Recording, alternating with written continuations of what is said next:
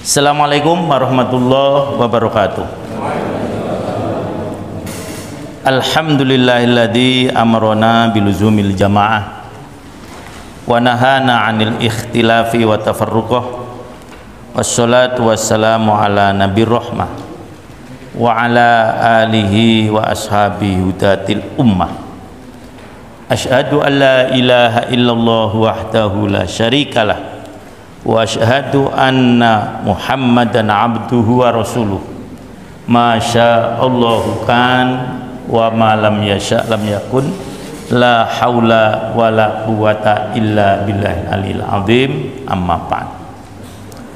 Para ikhwan akhwat, wabil khusus para tutor dalam tadrib, daurah atau waros amal pada pagi menjelang siang hari ini, maafkan saya, bukan saya menganggap ini masalah yang lebih penting, tidak. Semua ilmu penting. Maka dalam public speaking juga dulu saya diajarkan, jangan pernah menyampaikan puncak acara, katanya nggak boleh, Pak. Jadi seakan-akan yang kemarin tidak ada, yang tadi sebelumnya tidak ada artinya. Nah, tidak penting. Jadi bisa tersinggung yang duluan.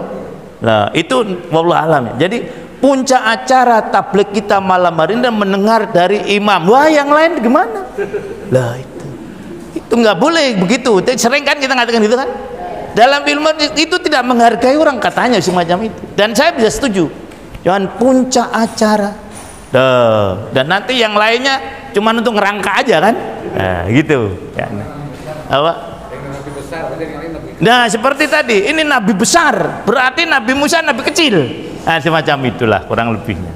Nah jadi memang banyak ilmu. Pada hari itu saya tadi bicara dengan Dr. Lileh, ini tidak cukup sekali ya itu. Kalau mau diberi sertifikat yang ikut 3 kali.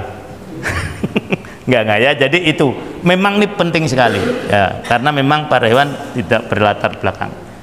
Nah para hewan semuanya, saya akan menyampaikan perintah berjamaah dan berdakwah. Saya akan melihat dari perspektif ayat tanasubul ayat waswa.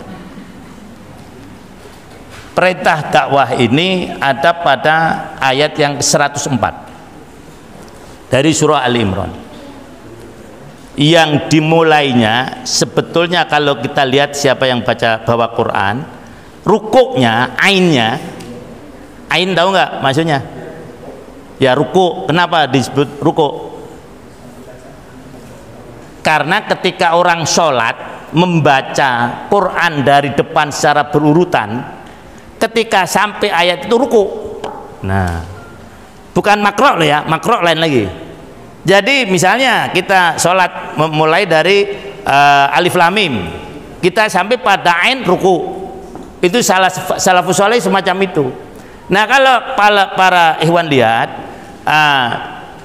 sebelum ayat 102 itu ada ainnya, yang ya ayyuhalladzina amanu taqullaha haqqa tuqatih wa la tamutunna illa wa antum muslimun. Itu bagi mushaf yang ada tanda-tandanya itu mesti ain. Nah, nanti terakhir di yang paling belakang yang ayat 110 atau 111 dari surah Al-Imran. Jadi kita ambil setelah ain, yaitu ya ayyuhalladzina amanu taqullaha haqqa tuqatih wa la tamutunna illa wa antum muslimun. Terus apa para ikhwan? Wa'tasimu bihablillahi jami'a wa la tafarraqu, dan seterusnya 103, 104 wal takum minkum ummatu yad'una ilal khair.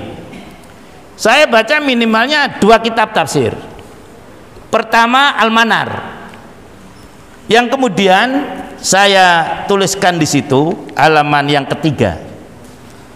Disebutkan dalam tafsir Al-Manar bahwa ayat ini sebagai jalan keluar untuk dapat memenuhi perintah Allah supaya bertakwa dengan sebenar-benarnya takwa, sebagaimana disebut dalam ayat 102 Jadi menurut, bukan karena kita orang jamaah, bukan ya, tapi secara ilmiah bisa ditanggung-jawabkan. Menurut tafsir Al-Manar, ini merupakan tafsir reformis kata sebagian ulama begitu, ini merupakan jalan keluar agar kita tidak mati kecuali dalam keadaan Islam. Wala tamutunna illa wa antum muslimun, supaya kita mati dalam keadaan muslim. Maka apa? Wa'tasimu bihablillahi jami'an wala tafarraqu. Jadi wawunya di situ wawu atof, jelas sekali. Hanya ini jarang dihubungkan oleh para khotib. Nah, ini tugas nanti para ikhwan semuanya. Bagaimana agar ayat 103 ini tidak putus dengan ayat 102. Nah, jadi agar kalian tidak mati kecuali dalam keadaan muslim, maka laksanakanlah apa? Wa'tasimu bihablillahi jami'an wala tafarruqu. Tuh. Kemudian Al-Marughi sekarang pindah tafsir nih.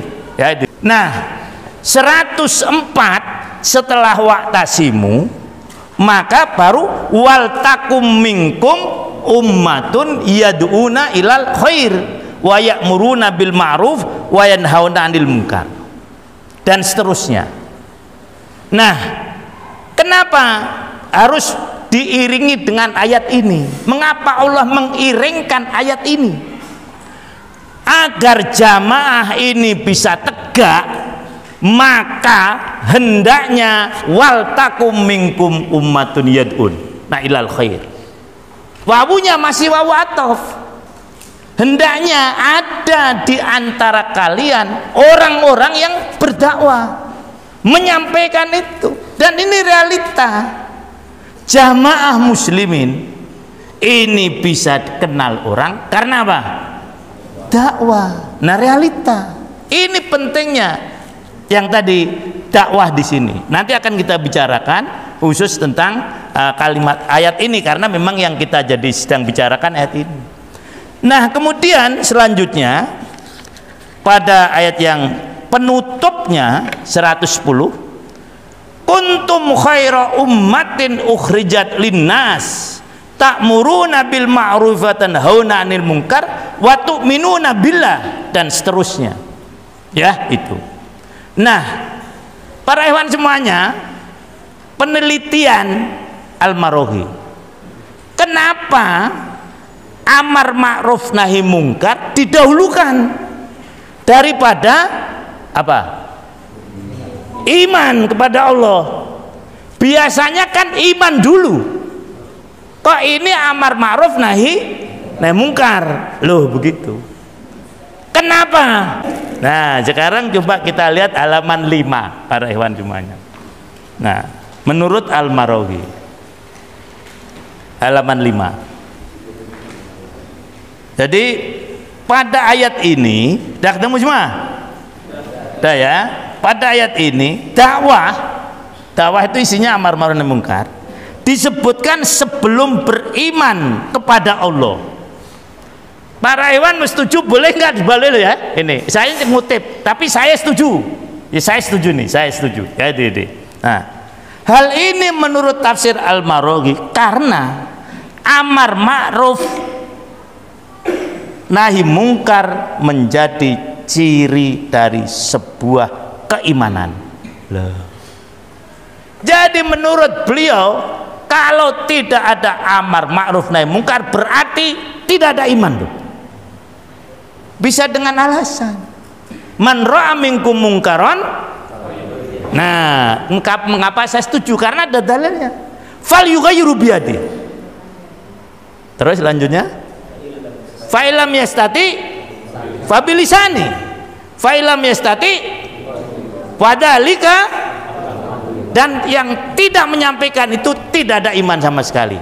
Ada hadis begitu. Nah, inilah Pak, saya lanjutkan. Amar ma'ruf nahi mungkar ibarat pagar yang menjaga dan melindungi keimanan. Ini juga benar lagi nih kedua. Jadi iman kita ini akan bisa terjaga kalau ada apa? Bener lagi kan? Rasanya memang sulit untuk menyalahkan sebuah kitab yang sudah muktabar. Nah, itu lagi beliau mengatakan itu. Itu yang kedua ya. Jadi amar ma'ruf nahi mungkar ibarat pagar untuk menjaga dan melindungi keimanan.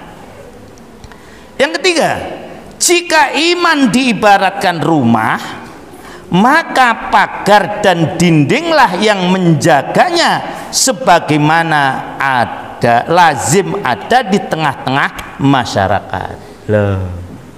Untuk menjaga masyarakat agar iman mereka tetap utuh, maka perlu apa?